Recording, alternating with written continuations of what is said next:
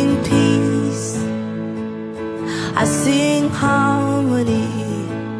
In every storm, my comfort is in you.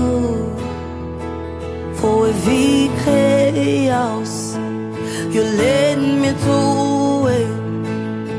And I say, my hope is in you. You're so good, you're so great.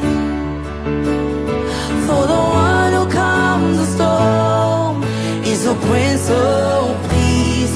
You're so good, you're so great. For the one who calms the storm is the Prince of Peace.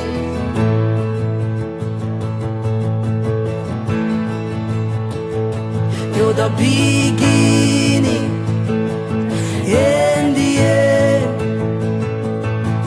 My God wasn't here to come for every season and hold my feet. All I know, you never leave. You're so good, you're so great, you're so great. For the one who calms the storm, his name is a Prince of Peace. You're so good, you're so great. For the one who calms the storm, he's a Prince of Peace. If I'm still breathing, it's cause of him.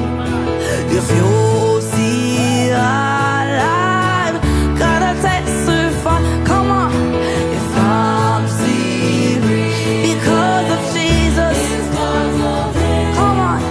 If you're still, you gotta get up. Woo. If I'm still because of Jesus, if you're still, you gotta testify. You're so good, you're so great. For the one who calms the storm is a Prince of Peace. You're so good, you're so great. For the one who calms the storm is a Prince of Peace. You're so good, you're so great. For the one who calms the storm is a Prince of Peace. Woo.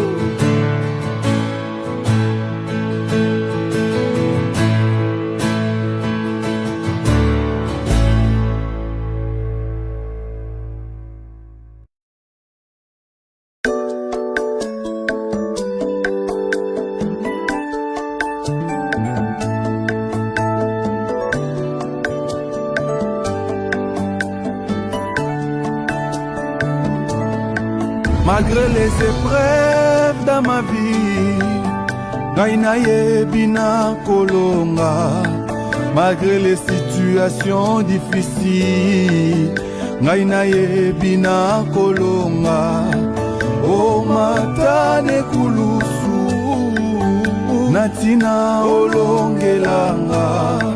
O kiti na lise kwa Yesu, gayoyo na banga nini. Yaya nanga yeye, yaya nanga Yesu. Malgré les épreuves dans ma vie, ngai nayebi na kolonga. Malgré les situations difficiles, ngai nayebi na kolonga.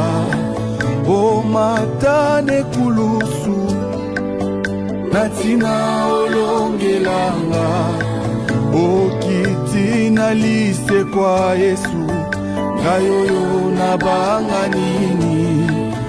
Yaya nanga yeye, yaya nanga Yesu, na ekuke ya motema na ngai.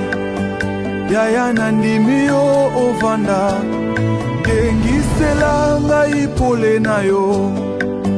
Ngai nalingi namona nkembo, na ekuke ya motema na ngai. Yaya nandimi yo ovanda, ngengisela ngai pole na yo. Ngai nalingi namona nkembo na yo. Yaya fongolela nga lola yaya, ngai nalingi namona nkembo na yo. Yaya fongolela nga lola yaya, yaya maningisa ya lola efungwama. Ngai nalingi namona nkembo na yo.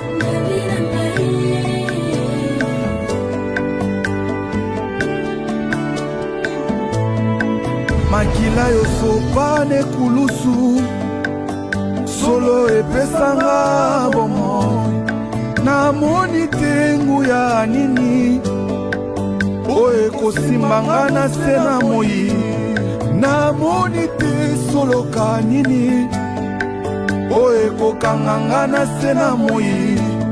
Nandimi te oyo simbi nani ya kosimba. Nandimi te oyo pamboli nani ya komodi. Namoni te nzambe na ngai, oyo tomboli nani ya kokitisanga. Nandimi solo Yesue, oyo kangoli azwi nde bosomi Jésus. Nandimi solo Yesue, oyo ekufaki ezwi nde lisekwa na yo. Papa na ngai yeyeyeyeye,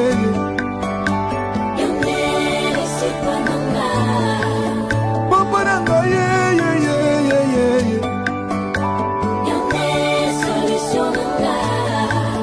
papa na ngai yeyeyeyeye,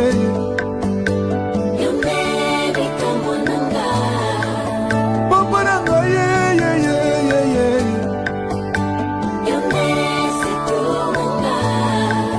papa na ngai yeyeyeyeye.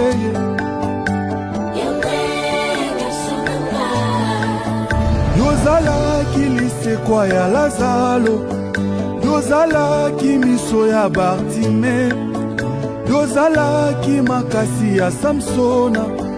Yango ngai nabanga nini, yango ngai nalenga nini. Nayebela kolonga ata nazoleka na luboko minyoko nzambe na ngai. Nayebela kolonga ata nazoleka na luboko minyoko nzambe na ngai. Omatele kulusu na nzela moko kaka papa na ngai.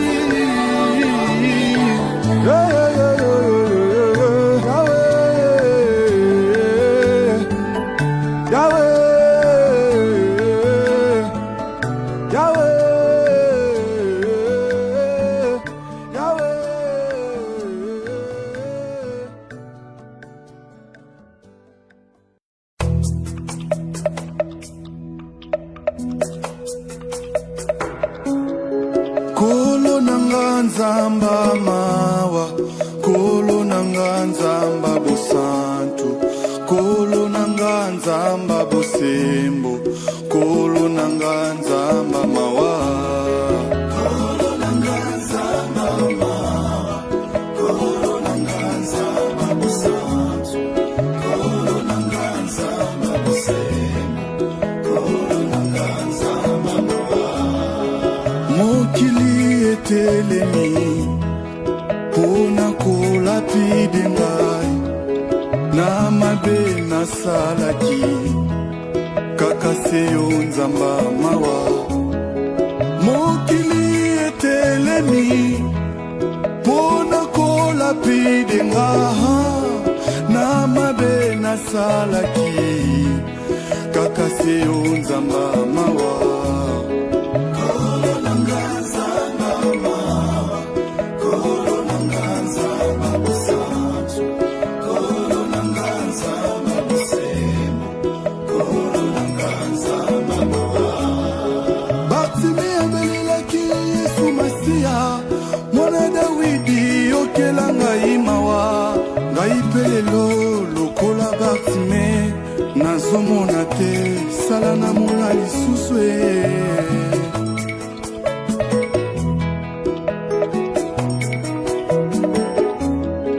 kolo nanga nzamba mawa kolo nanga nzamba busantu kolo nanga nzamba busemo kolo nanga nzamba mawa mabunga na ngai Yesu olimbisa okangolanga nabona futa makaka wana se poya likolo eleki natikala na bosolo natambola na bopeto kino suka bomoi na ngai nalata motole na nkembo kino suka bomoi na ngai nalata motole na nkembo oza na miso ya bokeseni bisika bato babetelanga tolo ke na suki na bomoi mawa na yo eye kokabela ngai lelo mpe lobi ya sio Yesu kozala kaka na yo endimisaka ngai ke oza nano na eloko mosusu etikali osala na vi na ngai nazondima ngo Yesu mabunga na ngai Yesu olimbisa okangolanga nabona futa makaka wana se poya likolo eleki natikala na bosolo natambola na bopeto kino suka bomoi na ngai nalata motole na nkembo kino suka bomoi na ngai nalata motole na nkembo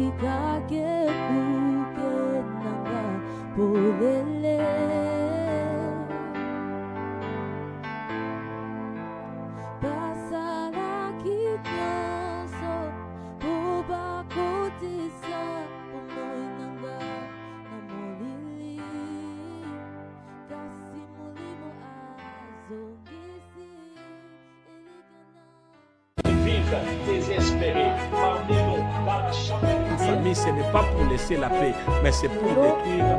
Oh, Elobi, rechercher la paix. Tu es appelé à vivre longtemps, tu es appelé à vivre le bonheur. Shalom bien-aimés dans le Seigneur, shalom, soyez les bienvenus encore une fois de plus dans la chambre de prière, là où nous nous retrouvons chaque lundi, chaque mercredi et chaque vendredi. Nous sommes là et nous sommes toujours en prière. Vous savez, nous avons toujours l'habitude de dire que la chambre de prière, c'est un endroit où nous sommes en train d'exercer à comment prier, comment être un homme ou une femme de prière. Alors, merci d'être patient avec nous, d'être fidèle à ce programme et surtout merci de partager. Depuis le lundi, nous avions commencé à parler, c'est-à-dire le pasteur Kado est au milieu de nous. Il avait déjà commencé à parler sur une famille dysfonctionnelle. Et je crois qu'aujourd'hui, par la grâce de Dieu, il va encore continuer à parler de ces mêmes thématiques. Et je crois que quelqu'un aussi sera béni. En tout cas, je voudrais déjà saluer pasteur Kado. Pasteur Kado, bonjour. Oui, bonjour. Merci, pasteur Eddy, de m'inviter encore ce jour. Encore merci pour votre disponibilité et surtout merci pour le temps que vous nous donnez durant votre séjour ici aux États-Unis. Je tiens à signaler à tous nos internautes que le pasteur Kado nous est venu directement du Congo. Il est là pour un temps et nous sommes en train de profiter de cette grâce qui est sur lui pour pouvoir écouter la parole de Dieu et tous les conseils que nous pouvons donc bénéficier. Alors là où vous êtes, vous pouvez encore une fois de plus partager aux membres de la famille, de vos familles, à tous vos amis, à toutes les personnes que vous connaissez, afin que quelqu'un soit béni par ce que le pasteur Kado va nous parler. Alors, pasteur Kado, je crois que vous aurez encore à vous présenter parce qu'il y a d'autres personnes peut-être qui n'ont pas suivi le lundi, sont en train de suivre aujourd'hui.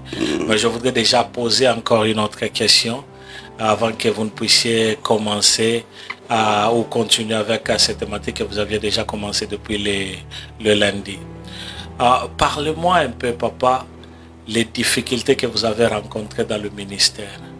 Et qu'est-ce que vous pouvez dire aux jeunes qui sont en train de commencer le ministère aujourd'hui? Comment rester attaché à Jésus-Christ? Comment ne pas dévier? Oui, les difficultés plutôt sont énormes. Je peux les résumer par les convoitises de la chair. Ça combat toute personne qui accepte Jésus comme Sauveur et Seigneur. Raison pour laquelle la Bible dit dans Galates chapitre 5, marchez selon l'esprit et vous n'accomplirez pas les œuvres de la chair. Les circonstances malheureuses de la vie ont fait aussi que je puisse parler des difficultés rencontrées tout au long de ma marche chrétienne. Il y a eu des événements douloureux. À des moments, ça pouvait affaiblir même la foi. Mais, en fin de compte, j'ai trouvé que tout ce qui nous arrive, c'est pour nous aider à monter plus dans la foi. Selon qu'il est écrit que tout concourt au bien de ceux qui aiment Dieu. Et la phrase de David m'a beaucoup aidé, là où il dit « Béni soit l'Éternel qui exerce mes mains au combat ». Tout ce que nous nous appelons difficulté, c'est l'exercice au combat. Vous imaginez Dieu qui appelle Jérémie. Au lieu d'écarter les combats, au lieu d'écarter les ennemis, il lui dit « Ils te feront la guerre ». Alors j'ai compris que tout ce qu'on rencontre comme difficulté, comme embûche, ça fait partie de l'exercice du combat. Quant aux jeunes qui accèdent au sacerdoce actuellement, je voudrais tout simplement leur dire que l'héritage que Moïse avait donné à Josué, c'était Josué chapitre 1, verset 8. Il a dit que ces livres de la loi ne s'éloignent point de ta bouche. Médite-les jour et nuit afin d'appliquer ce qui est écrit. C'est alors que tes succès seront évidents. Par le temps qui court, les serviteurs que Dieu appelle actuellement, ils ne méditent pas la parole de Dieu. Ils copient facilement ce que les aînés font. Or, beaucoup d'aînés dans les ministères sont tombés déjà trop bas. Beaucoup sont devenus des collègues de Jésus-Christ. Alors qu'un serviteur doit rester disciple de Christ toute sa vie. Lorsqu'on devient collègue de Jésus-Christ, on peut se dire n'importe quoi, on peut faire n'importe quoi avec lui. Or, nous, en tant qu'enfants de Dieu, nous sommes appelés à demeurer disciples. Et Jésus lui a dit que tout disciple accompli sera comme son maître. Amen. Les jeunes serviteurs doivent rester au pied de Christ, au travers des serviteurs de Dieu qui sont modèles, et méditer la parole de Dieu. Ne faites rien de vous-même. Cherchez à accomplir ce que Dieu a consigné dans sa parole. La sanctification c'est notre cheval de bataille. Lorsque la Bible dit, vous verrez bientôt la différence entre ceux qui servent Dieu et ceux qui ne le servent pas, beaucoup de serviteurs parlent en matière financière et matérielle. Or, beaucoup de milliardaires du monde ne sont pas chrétiens. Alors comment Dieu peut faire la différence en donnant beaucoup de milliards aux non-croyants et nos chrétiens dire que c'est ça la différence? Non. La différence c'est au niveau de la nouvelle naissance. C'est au niveau de la sanctification. La Bible dit chercher la paix avec tous et la sanctification sans laquelle personne ne verra le Seigneur. Les jeunes serviteurs, vous pouvez broncher, mais ne restez pas couchés. Relevez-vous et continuez à marcher dans la sanctification. Évitez de mener une vie de péché. Et le salut est individuel. Ne suivez pas les pas de ceux-là qui ont déjà fait naufrage dans la foi. Alors le seul conseil que je peux leur donner, c'est de méditer la parole et d'appliquer la parole dans leur vie. Amen, amen. La deuxième question rapidement. Vous est-il déjà arrivé de dire que je vais abandonner le ministère? Vous est-il déjà arrivé de dire que je suis fatigué, je ne veux plus continuer? Non. Non. Cela ne m'est jamais arrivé, malgré les obstacles, les embûches et les difficultés rencontrées. Je me sentais poussé à aller plus loin avec le Seigneur. Et chaque difficulté, pour moi, était un nouvel élan à prendre pour continuer avec le Seigneur. Dire abandonner, non. Mais je sais qu'à un certain moment, quand j'ai quitté Bethel, j'étais découragé. Pas pour abandonner, mais j'étais découragé. Mais prendre la décision jusqu'à dire je vais abandonner, ça ne m'est jamais arrivé. Je me suis toujours rappelé de mon serment le jour du baptême. Et j'étais bien préparé au début. Ce n'est pas pour rien que je reviens sur Jérémie. Alors, il a dit à Jérémie, si tu crains, si tu trembles, je vais te faire trembler davantage. Donc, devant n'importe quelle difficulté, il ne faut jamais lâcher. Et on ne peut parler de victoire que là où il y a la persévérance et la détermination. On ne peut parler de la détermination que devant un obstacle. Donc, arriver à dire j'abandonne, abandonner pour aller où? Et pour croire en qui? Comme Pierre a dit que c'est Jésus qui a la vie éternelle. Amen. Merci beaucoup, pasteur. Je vous laisse le temps de pouvoir encore continuer avec la deuxième partie d'une famille dysfonctionnelle. Comment connaître ou reconnaître une famille dysfonctionnelle. Vous pouvez nous parler, papa? Merci beaucoup. Je réponds au nom de Kado Kabasele. Je suis pasteur de l'église Amour Grâce Communion, en sigle église AGC, implantée à Kinshasa, en République démocratique du Congo. Je suis ici et dans cette chambre de prière invité par le pasteur Edi Kadima, à qui je dis grand merci pour cet honneur. Et comme je l'ai dit la fois passée, nous sommes arrivés à expliquer ce qu'est une famille dysfonctionnelle, l'origine de la famille, et puis nous avons essayé d'épingler quelques points par-ci par-là. Et nous sommes arrivés au point de dire qu'il y a une solution. Il y a une solution avec Jésus-Christ. Et j'avais parlé de Luc chapitre 4. J'aimerais commencer par la lecture de Luc chapitre 4, en commençant par le verset 14 jusqu'au verset 19e.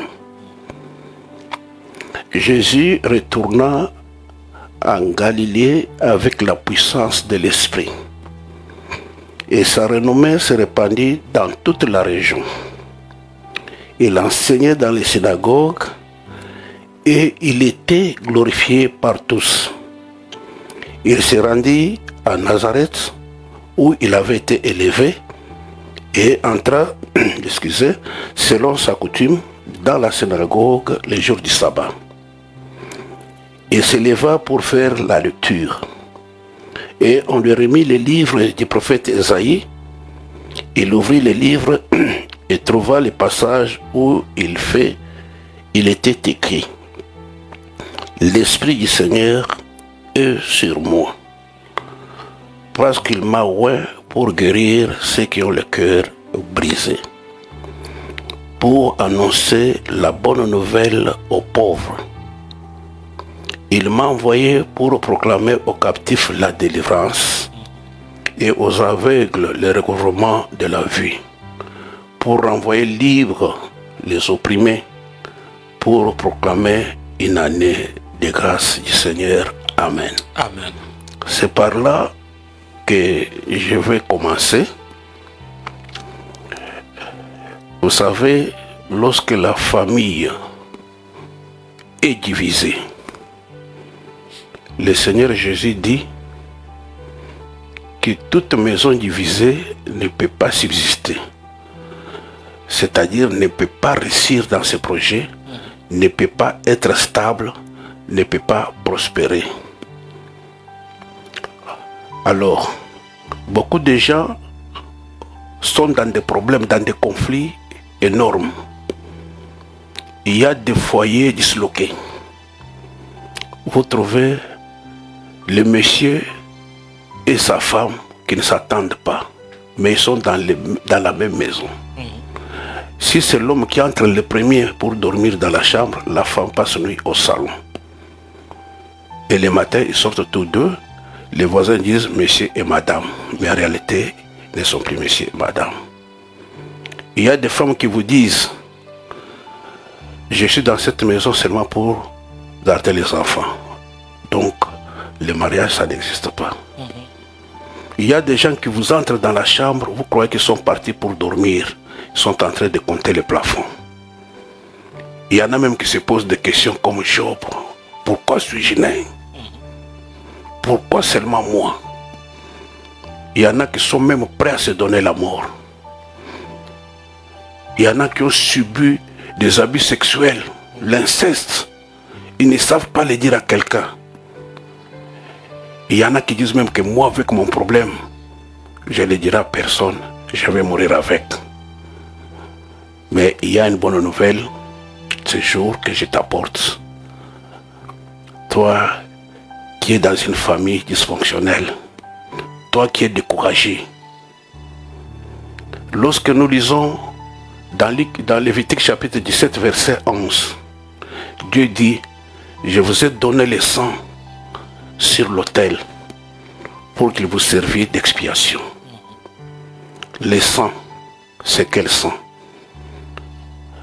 Pour sauver une vie, il faut qu'une autre vie soit livrée. Yes. Alors il faudra que la vie qui soit livrée soit réellement une vie pure, une vie sainte. C'est comme ça que la Bible nous dit que Dieu a tant aimé le monde qu'il a donné son Fils unique. Le sang qu'il nous a donné sur l'autel, c'est le sang de son Fils Jésus-Christ. Amen. Sur l'autel de Golgotha. Mon frère, ma soeur, tu es en train de nous suivre. À des moments, les choses de Dieu ne t'intéressent pas. Mais laisse-moi te dire que ça doit t'intéresser aujourd'hui. Parce que ta stabilité, ta paix en dépendent. Il a donné son Fils comme le sang sur un autel pour l'expiation, c'est-à-dire pour ôter les péchés, pour nous purifier. Vous allez vous rappeler que lors de la première intervention, j'ai dit que le dysfonctionnement est issu de la chute. Lorsqu'il y a eu la chute, dans le cœur de l'homme, il y a eu un triple sentiment. Le premier sentiment, sentiment de culpabilité. Le deuxième sentiment, comment trouver le pardon de Dieu. Et le troisième sentiment, comment retrouver la grâce de Dieu.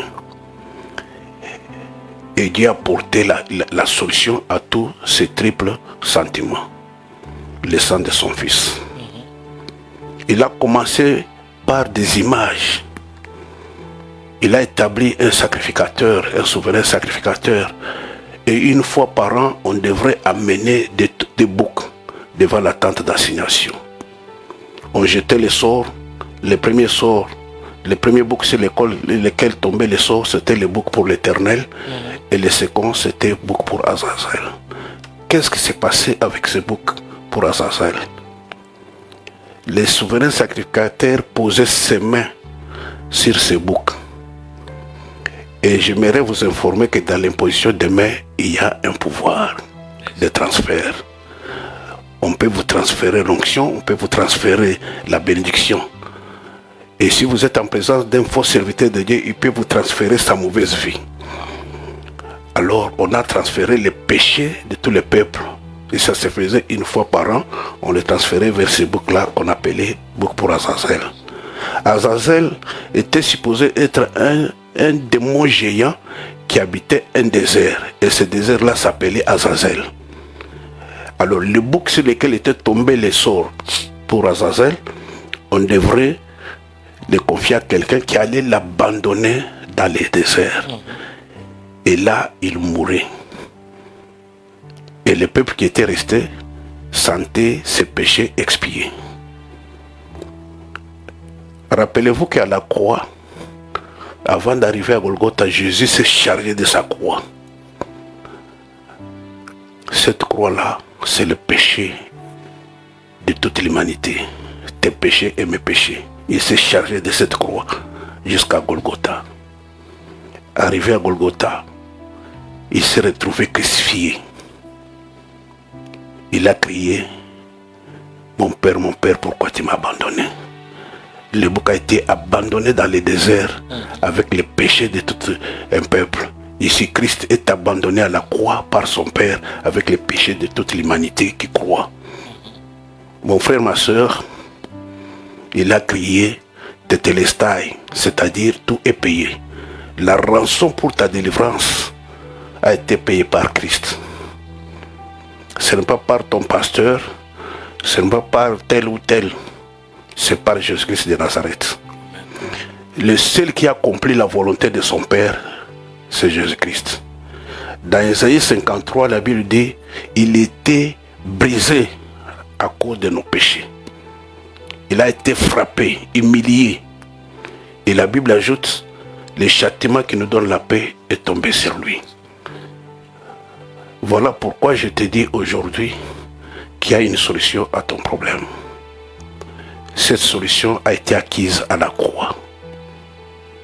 Quand nous lisons dans les livres des Philippiens, la Bible nous apprend que Jésus a obéi jusqu'à la mort de la croix. Et j'aimerais te dire que l'amour de Jésus n'était pas un fruit du hasard. C'était programmé dans la préscience de Dieu. Il a dit dans Isaïe 35, je viendrai moi-même et je vous sauverai. Et là pour dire que Jésus-Christ est Dieu. Jésus-Christ n'est pas un homme qui veut se faire Dieu comme les autres, mais c'est plutôt Dieu qui est devenu homme. Il est devenu notre frère.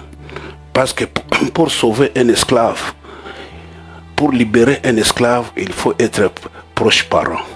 Voilà pourquoi Christ est devenu notre frère, proche parent. Et il a payé la rançon. C'est possible que tu sois libéré. Et la mission pour laquelle il est venu dans ce monde a été annoncée par Ésaïe 61. Et quand il est entré dans la synagogue, il n'a ouvert qu'Ésaïe 61 pour dire l'Esprit du Seigneur est sur moi. Il m'a oint pour guérir ceux qui ont le cœur brisé comme toi. Le remède qui te convient, c'est le sang de Jésus-Christ. C'est le sang de Jésus-Christ. Il t'apporte le pardon. Tu as commis l'inceste. Tu as fait des fétiches. Tu as été dans l'occultisme. Tu as provoqué des avortements. Le seul remède, c'est le sang de Jésus-Christ. Il y a encore une possibilité que tu sois restauré. Pas demain, aujourd'hui et maintenant. C'est possible parce que la croix de Jésus-Christ, c'est la rançon qui a été payée. Jésus-Christ est notre substitut. Il a pris notre place. Comme ce bouc qu'on a chargé du péché de tout un peuple. Jésus s'est chargé de sa croix. Il a donné sa vie pour toi et pour moi. Et la Bible dit que le châtiment qui nous donne la paix est tombé sur lui. Or, pour une même sanction, pour une même peine, pour une même infraction, on ne peut pas punir deux fois.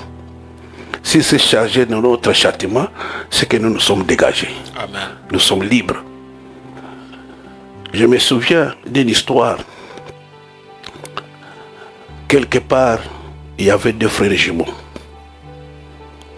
Ces deux frères jumeaux, ils étaient dans un village, ils vivaient normalement. Mais un jour, un des frères jumeaux jouait avec ses amis. Pendant qu'il jouait, sous les effets de la colère, il a sorti un couteau, il a étranglé son ami. Et le sang a jailli, a tacheté toute sa chemise. Il a pris la fuite. Il est allé se cacher sous les lits. Et partout, les policiers se sont mis à le chercher pour le tuer. Et pendant qu'on le cherchait, son frère jumeau a appris qu'il y a quelqu'un qui a tué et qu'il est recherché. Il ne savait pas que c'était son frère. Il arrive dans la maison, il trouve que la maison n'était pas correctement fermée. Il entre, il ne voit personne. Mais il sent quelqu'un bouger sous les lits. Il regarde sous les lits, il voit son frère jumeau. Il dit, pourquoi tu es là? Oh non, on me cherche pour me tuer. Qu'est-ce que tu as fait? Oh, j'ai tué quelqu'un. Il a dit, ah, moi, c'est toi qui as tué quelqu'un? Oui, c'est bien moi. Son frère lui le tire de là, il dit, sors. Il dit, non, je ne vais pas sortir. Il dit, non, sors, il n'y a personne. Son frère lui dit, enlève ta chemise. Il enlève la chemise qui avait du sang. Son frère prend sa chemise propre, il la lui donne. Il prend la chemise du sang, il porte. Pendant qu'ils sortaient de la maison, les policiers passaient par là, ils les ont vus à deux. Ils sont allés prendre celui qui avait la chemise tachetée du sang. Ils sont allés avec lui pour le tuer. Arrivé sur les lieux de pendaison, il a dit, avant de tirer, donnez-moi un bout de papier et un stylo, je vais écrire à mon frère jumeau. Il écrit, mon frère jumeau, me voici mourir à ta place. Désormais, ne tue plus. Parce que tu n'auras pas un autre frère jumeau qui va mourir pour toi. Et puis il a remis la lettre, on a tiré sur lui, il est mort. Mon frère, ma soeur, cela doit te faire comprendre que Jésus-Christ a pris ta place. Il a porté ta chemise tachetée de sang. Il est allé jusqu'à la croix pour que tu sois libre. C'est possible que tu sois restauré. C'est possible que tu sois libéré. Christ a payé les prix. Christ a payé les prix. La Bible dit, c'est pour cela aussi que Dieu lui a donné le nom qui est au-dessus de tous les noms. Ton problème a un nom. Je ne connais pas le nom de ton problème. Mais laisse-moi te dire que le nom de Jésus-Christ est au-dessus de ton problème. Ta famille peut être restaurée.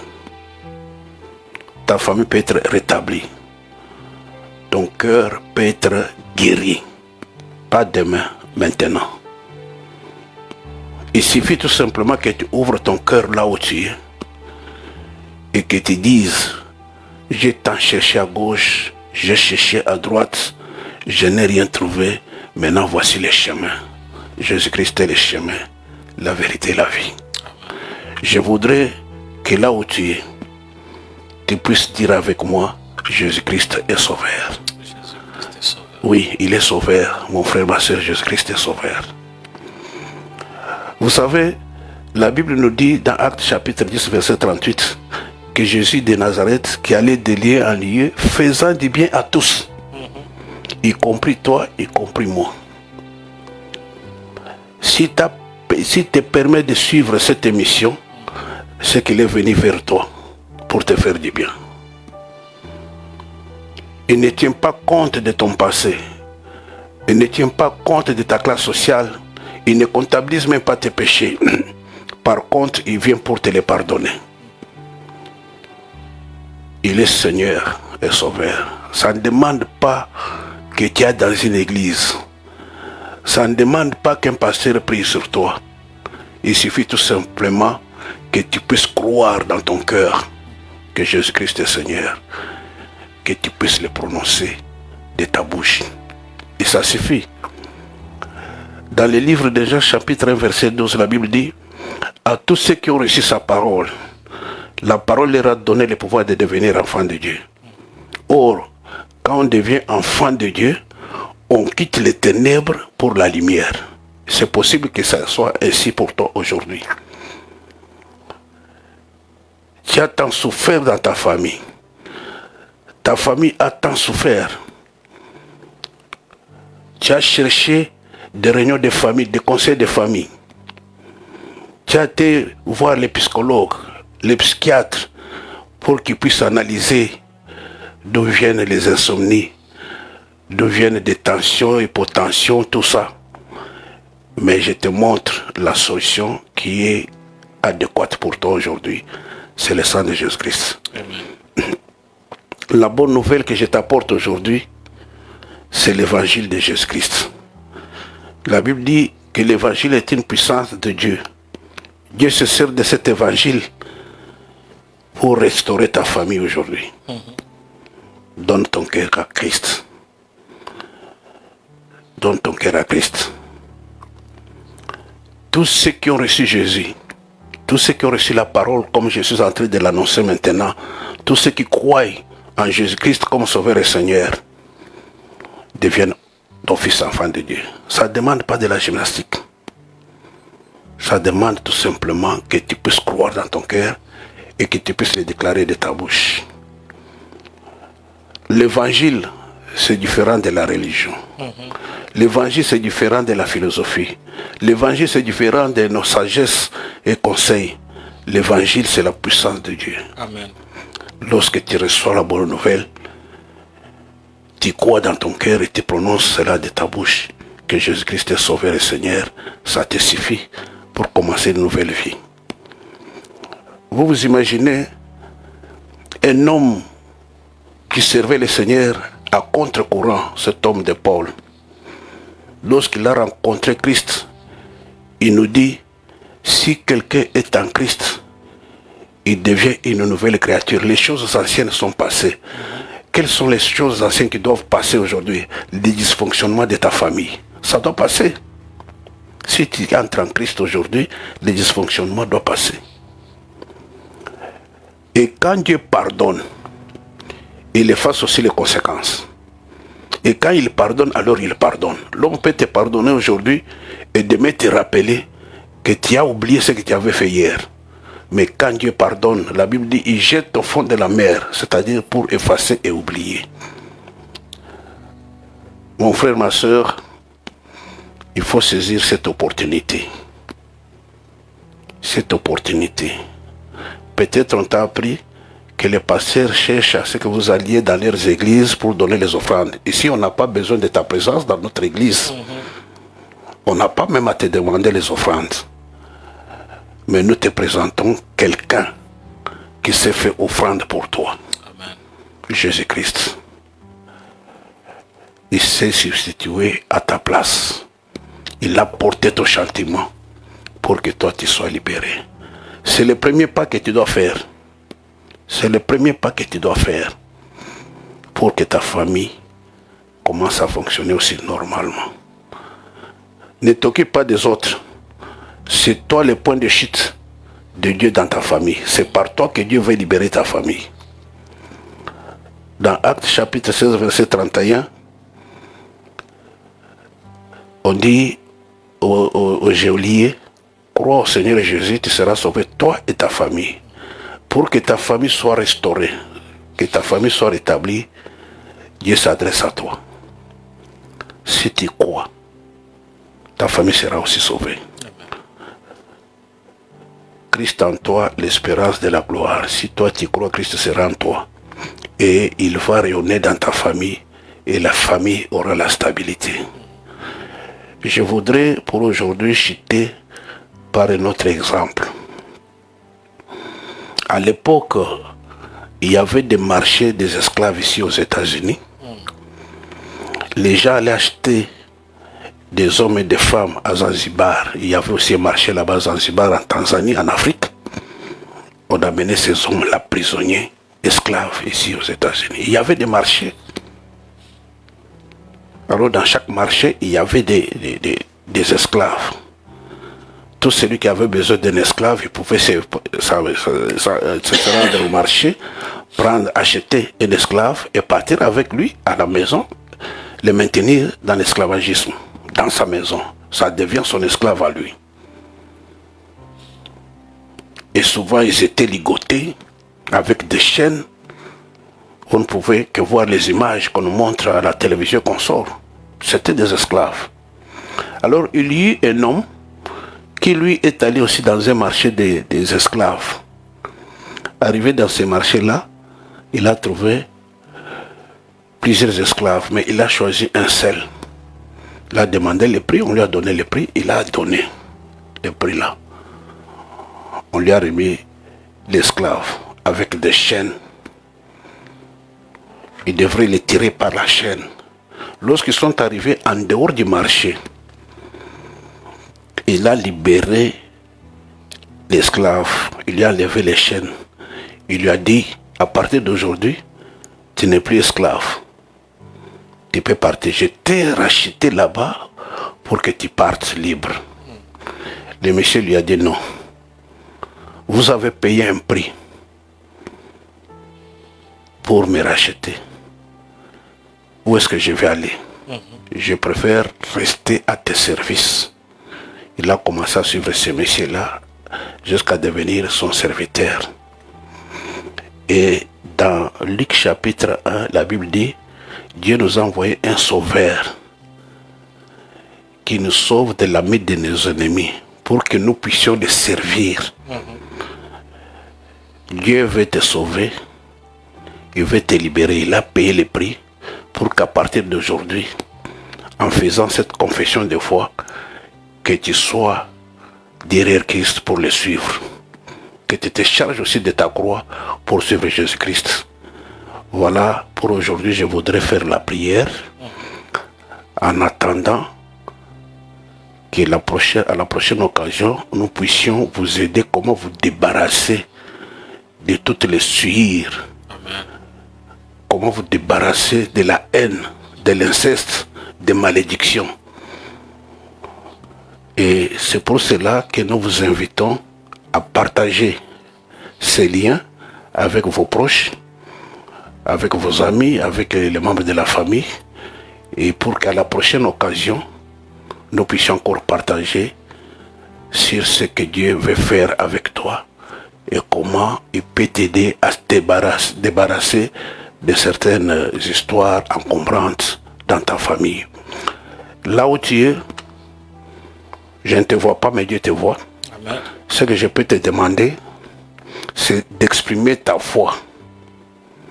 Et comment tu vas exprimer ta foi? Tu mets seulement ta main droite sur le cœur. Et je vais prier pour toi.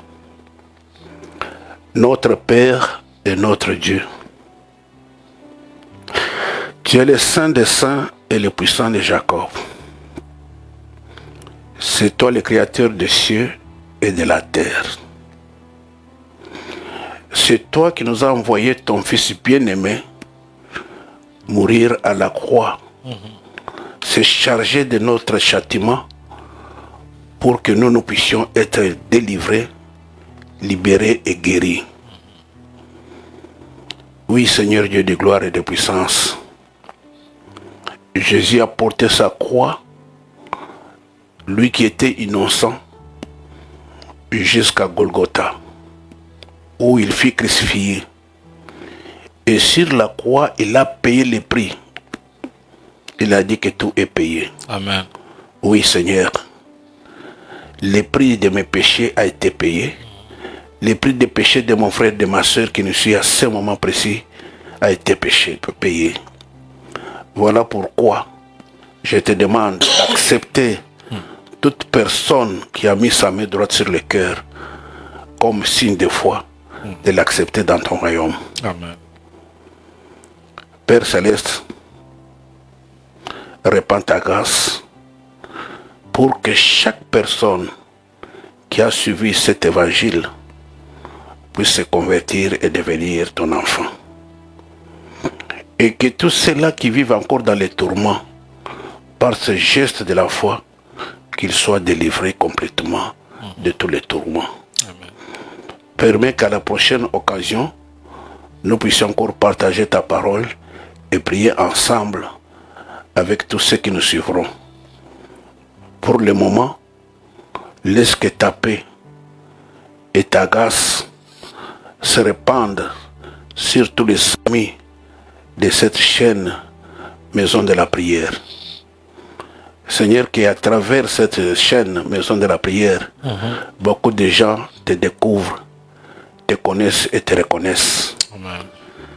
Que beaucoup trouvent le salut, la délivrance, la bénédiction et surtout la bienheureuse espérance qui est Jésus-Christ. Amen. Bénis tous ceux qui nous ont suivis. Que ta grâce et ton bonheur soient le partage de chacun. Au nom puissant et glorieux de Jésus-Christ, nous disons Amen. Amen. Si nous pouvons ensemble acclamer le Seigneur là où nous sommes. Merci et à la prochaine. Merci beaucoup, pasteur. Merci beaucoup, vraiment. Je crois que au travers de ces enseignements ici, il y a une famille, il y a une personne qui est déjà bénie. Juste avant de clôturer, le vendredi, vous allez nous amener en prière et je crois que vous aurez aussi à parler un tout petit peu. Justement, je voulais aussi poser une dernière question pour aujourd'hui, tout simplement pour dire que lorsque vous avez parlé d'une famille dysfonctionnelle et vous avez énuméré quelques points sur les dysfonctionnements de la famille, et vous avez parlé aussi de la guérison. Pour ceux-là qui sont en train de se poser la question, je crois que vous aviez essayé un peu de parler sur cela. Pour ceux-là qui ont traversé des moments difficiles à cause de leurs parents, à cause de leurs frères et sœurs, et ils s'étaient dit que moi, dans cette famille-ci, je ne reviendrai plus jamais. En fait, je connais une histoire de cette maman qui avait une fille et dont cette fille-là était devenue, donc elle s'est mariée, mais c'est une fille qu'elle avait eue hors mariage. Et lorsque cet enfant est arrivé dans la maison, cet enfant est devenu comme une bonne dans la maison. Et c'était la maman qui faisait cela. Donc cet enfant était devenu comme une bonne. Et elle avait beaucoup pleuré, elle avait beaucoup à regretter par rapport à ces gestes-là. Est-ce qu'il y a possibilité de récupérer ce genre de personnes où entre enfants et parents, il y a eu vraiment une division totale? Bon, il n'y a rien qui puisse échapper au contrôle de Dieu. Si Dieu a permis quelque chose dans sa vie, c'est que Dieu permettra une nouvelle chose. Amen. La première des choses a fait qu'elle soit maltraitée. La première des choses a fait qu'elle puisse prendre des décisions de ne plus revenir dans cette famille-là. La première des choses a fait qu'elle puisse s'éloigner de la famille, s'écarter de la famille. C'est de la même manière que la première des choses qui est arrivée dans la vie d'Adam, c'était de se retirer de là où Dieu l'avait placé. Mais Dieu dit, revenez en moi, je reviendrai aussi à vous. Amen. Par l'évangile que nous sommes en train de prêcher, Jésus-Christ est amour. Jésus-Christ nous demande de nous pardonner les uns les autres. Yes. Et la seule manière que cette fille ou cette femme peut faire pour se débarrasser de ses blessures, c'est d'abord d'ouvrir son cœur à Christ. Amen. Et quand elle accepte Jésus-Christ comme Sauveur et Seigneur, elle comprendra que Christ est amour. Et en comprenant que Christ est amour, elle finira aussi par aimer ceux-là qui lui ont causé du tort.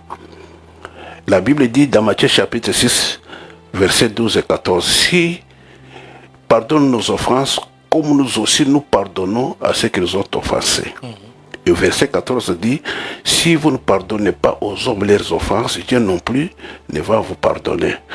Et quelqu'un qui vit dans cette situation-là, la première des choses, c'est de recevoir Jésus-Christ. Amen. La deuxième des choses, Dieu est amour. Commencez par aimer. Et quand on aime, la Bible dit, l'amour couvre une multitude de péchés. Tous les torts encaissés, il faut effacer. Amen. Et c'est possible.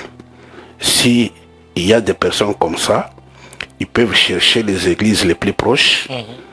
Là où il y a des pasteurs, des hommes de Dieu, alors je dis bien des hommes de Dieu sérieux, pour les aider à se débarrasser d'une manière ou d'une autre, pour les affermir. Et ça sera une bonne chose pour une personne pareille.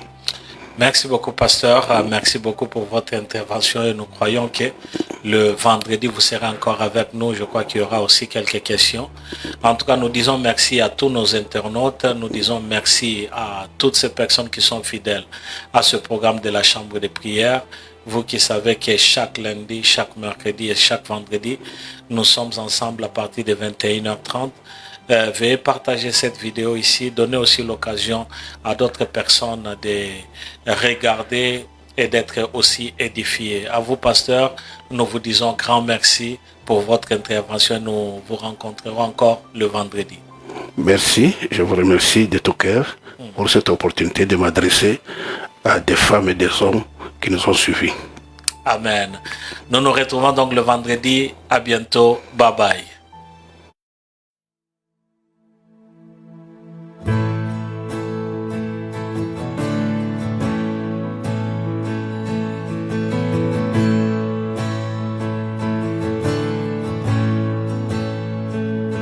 I sing peace, I sing harmony. In every storm, my comfort is in you. For every chaos, you led me through it. And I say, my hope is in you. You're so good, you're so great. For the one who comes the storm is a Prince of Peace. You're so good, you're so great. For the one who comes the storm is the Prince of Peace.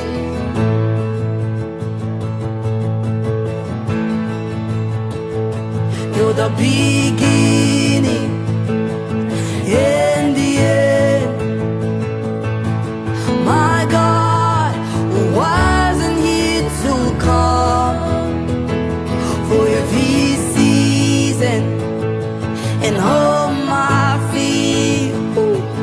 All I know, you never leave.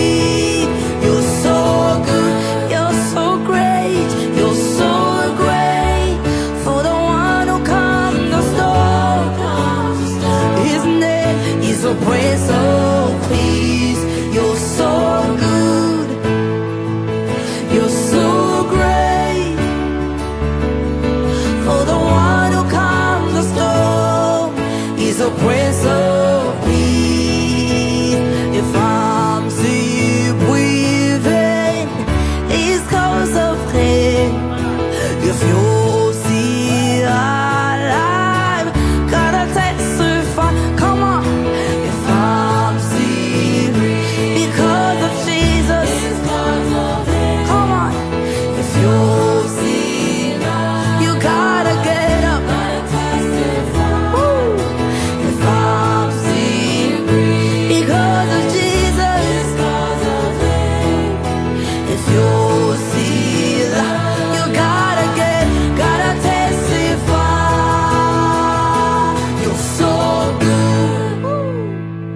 You're so great. For the one who calms the storm is a Prince of Peace. You're so good.